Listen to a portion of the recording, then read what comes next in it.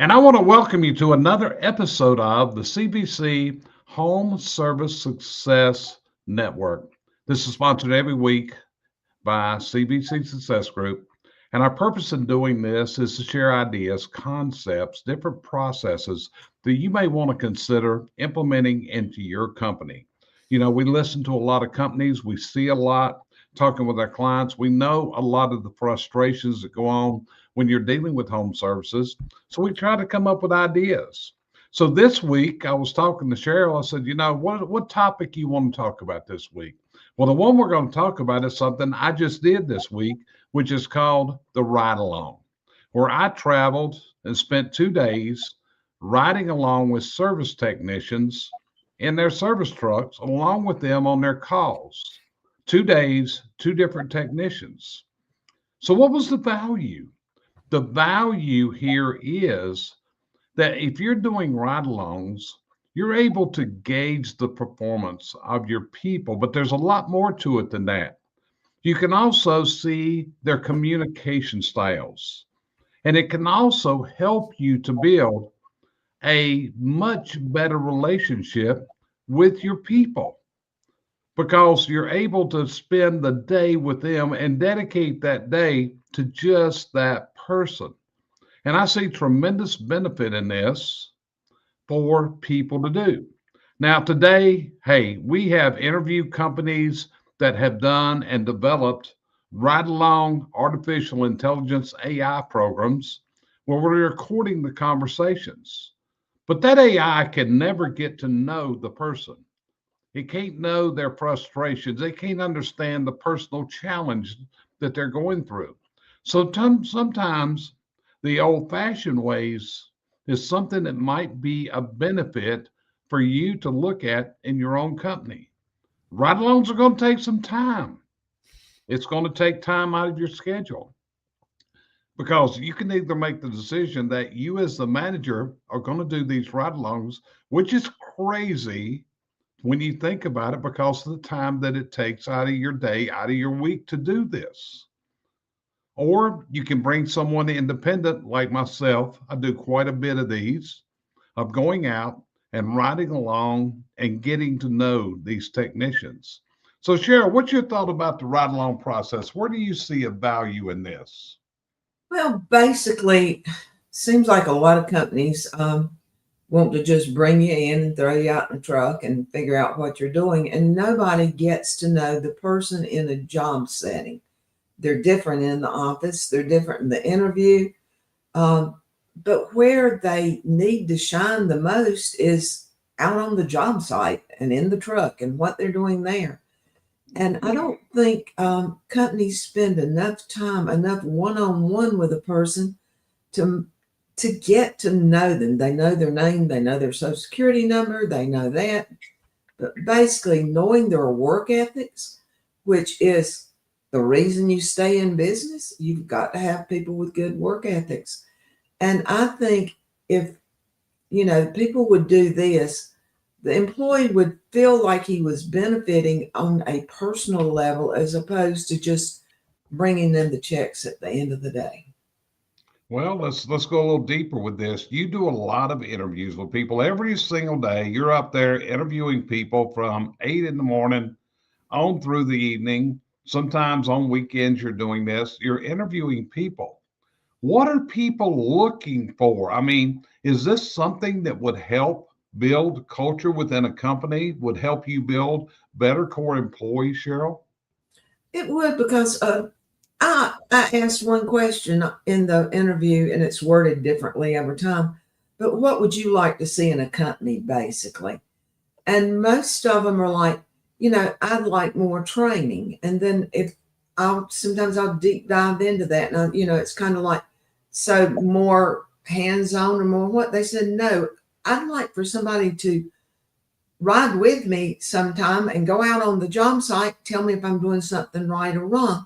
These younger people kind of like to know if they're doing right or wrong. And the thing is, they might be doing it right, but they may be doing it in a way that it's taking them twice as long. And someone can help feather it out where they're getting better quality in less time. and that makes your production line, much shorter. And so that's what they're looking for. They want a company where the company's vested in their personal, not personal life, but personal work time. Got it, Josh. So, Josh, what's your thoughts on the concept of right along with people in the field, and what's the benefit of this you see for both for the technician and also for the business owner, the manager? So as you know, I have access to a lot of people's service Titan accounts. So I see things going on constantly that drive me nuts. For one, I see a lot of missed opportunities is a big one.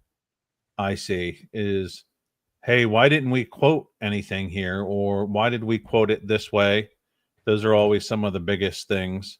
Doing proper inspections, doing proper estimates, and then getting people to slow down and talk to the customer. I've seen that where they just stand up there and they have their tablet right here and they're just kind of showing people while they're standing up. But I'm like, dude, go sit at the kitchen counter with her at the kitchen table. Like, take a deep breath, watch how the interaction changes just by doing just a small thing. Can I sit down at the table with you and go through this? You're usually, especially in our industry, you're processing a lot of information. So, getting the customer comfortable is something that I see a lot. Is the guys are so much they're jam packed or something like that, and they just, hey, we need to slow it down here. Let's make sure we do a thorough, good job type thing. Yeah. And also what I'm able to observe when I go out like this, I'm able to observe just how empathetic the technician is towards the customer's issues. How understanding are they of the customer? How understanding are they of their feelings?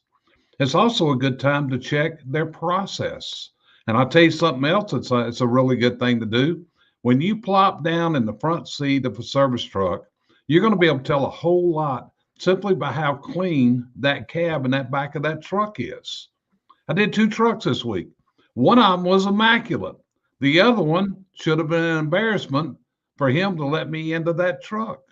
So what you got to do is check your people. It gives you an ability to inspect for what you expect from your technicians, because these are the things that your customer guy makes a decision on if they're going to do business with you further. In my sales class, I often tell people, your sale is going to be made in the first 30 seconds of you being on that job site, the first 90 seconds maybe. They're going to be able to gauge you by the eye contact and everything else that you do and decide if you're a company, you're an individual that we want to do business with. Are you an individual we feel comfortable with? Cheryl, you're a single female, not single, but you're a female that's home a lot. How comfortable do you feel when people come to our door to do work when I'm not here? What makes you uncomfortable and what would make you comfortable? One of the things that makes me uncomfortable is somebody get in my face. If you're once I open the door, someone needs to ring the doorbell and take a step back. If you're standing there right at the door with your hand on the doorknob, we're going to probably fight, or I used to could. But yeah, that it doesn't scare me, but it does concern me if it's somebody I'm not expecting and I don't know who they are.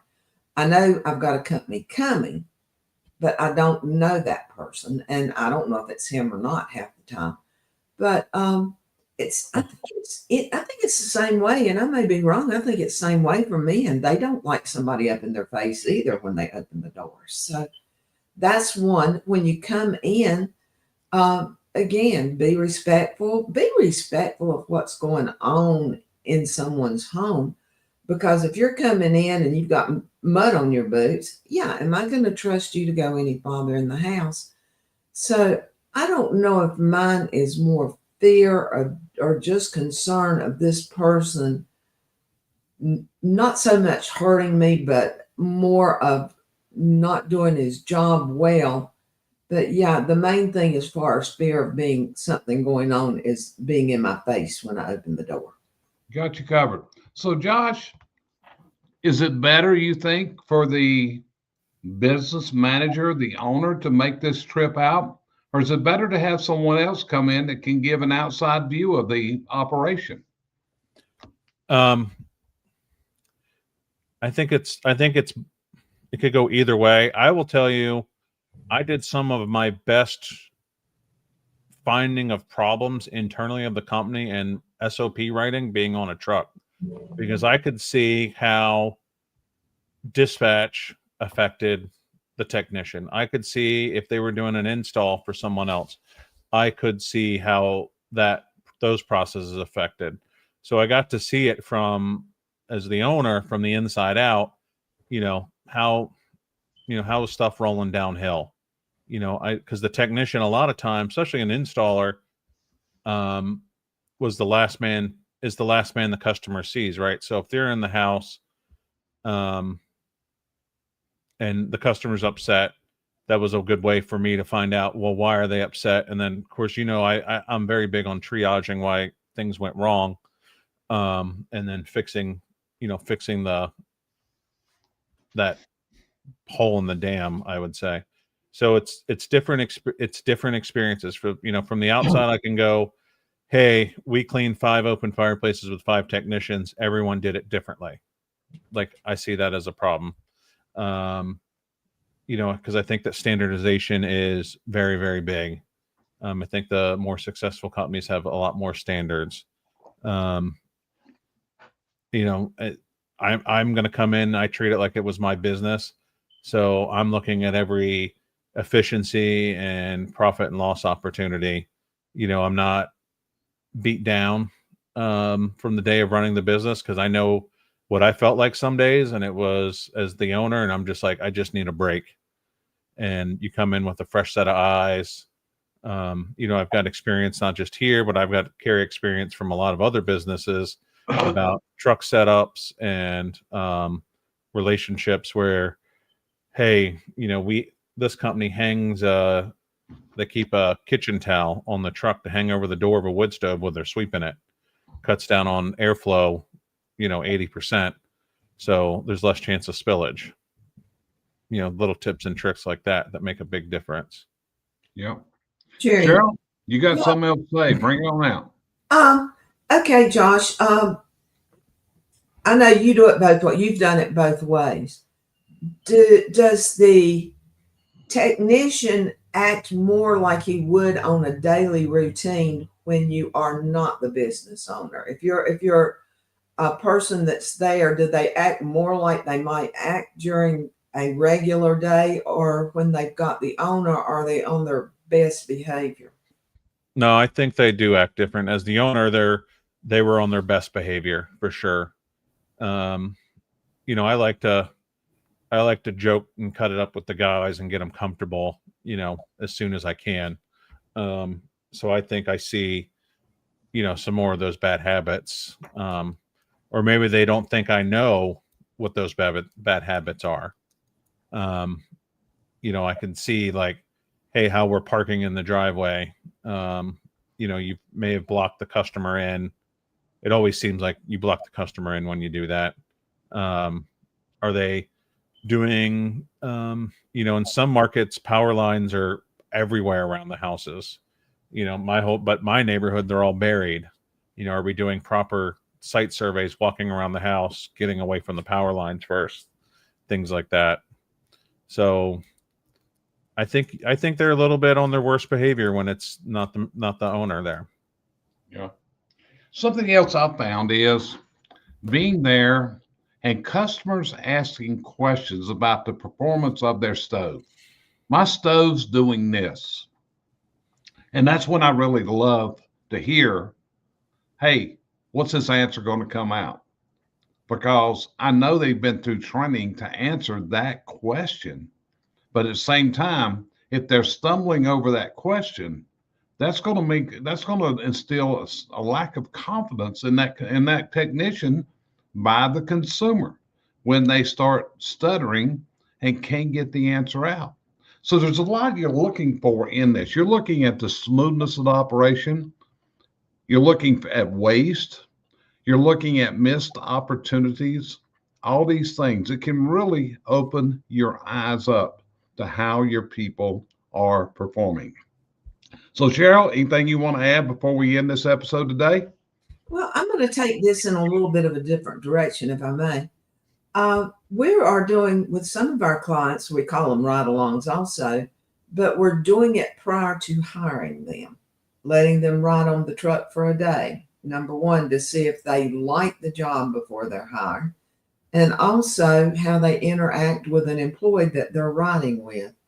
After they get back, the employee and the business owner discuss the person and actually try to decide, will they fit into the company?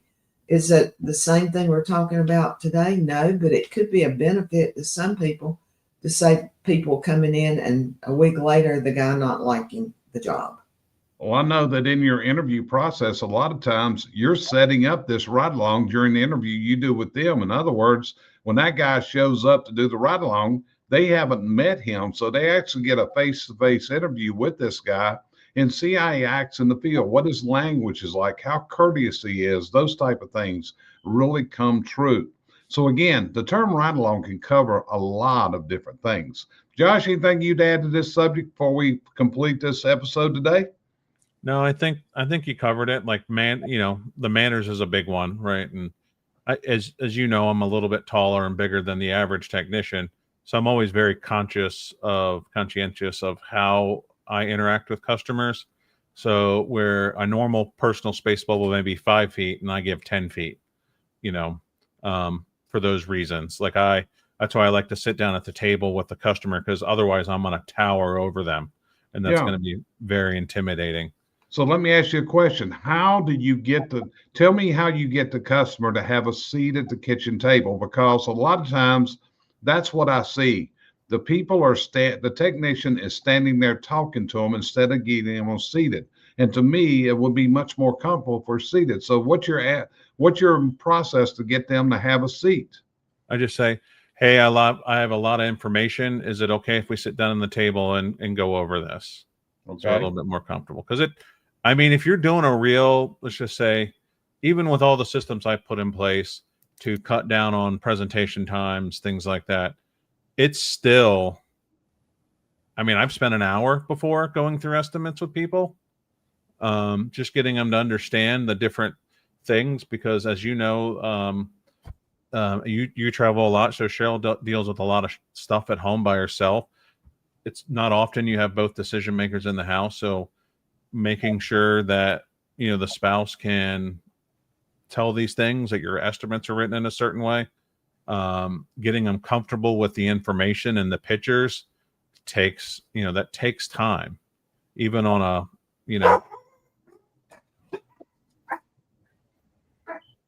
I doubt there's damn squirrels. Yep. I understand. And, it's literally because you have even if there's like just exterior repairs and interior repairs, dividing that information up so they can ingest it in little tiny tidbits, takes time. So normally, like I said, I just asked it, hey, I have some information to review with you. Can we sit down and do it at the tablet? Most people would rather sit down at the table and go over it with you anyways. I don't think I've had anybody ever refuse. Yeah. And I think the only time I've ever not done it is I could just tell somebody was really skittish anyways.